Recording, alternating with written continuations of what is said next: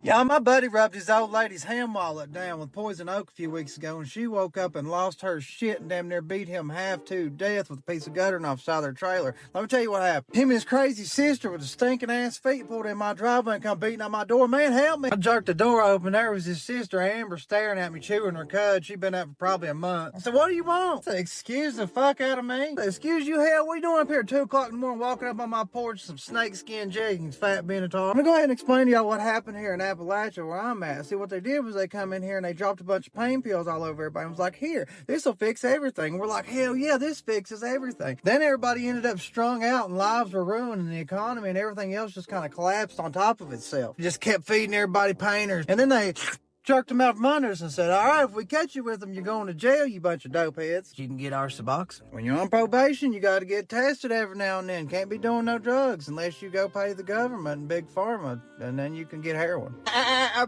Call it what you want.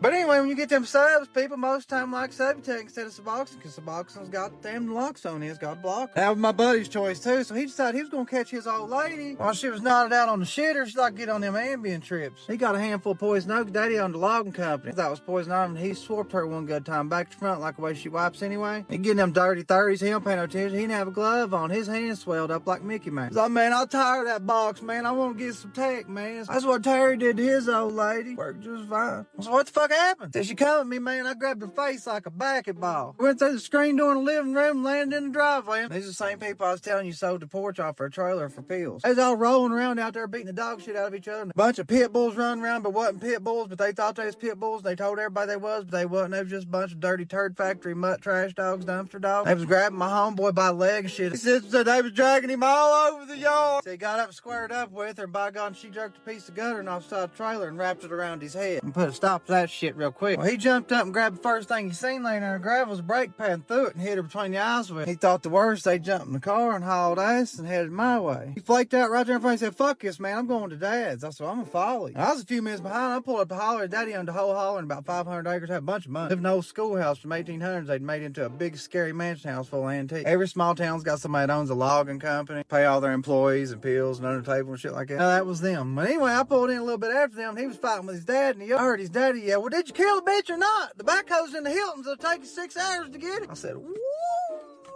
Nothing happened. He called me like 3 days later. I was just checking the news every 6 or 8 hours. He called me a few days later and said they just settled it all out. That's just the way shit goes here in the country. Craziest shit go down, then everybody's hugging, loving, drinking by the trash fire at night. I'll tell him. If anybody knows anybody looking for a good pack and play for sale, my buddy's got one. 16 bucks. Appreciate y'all.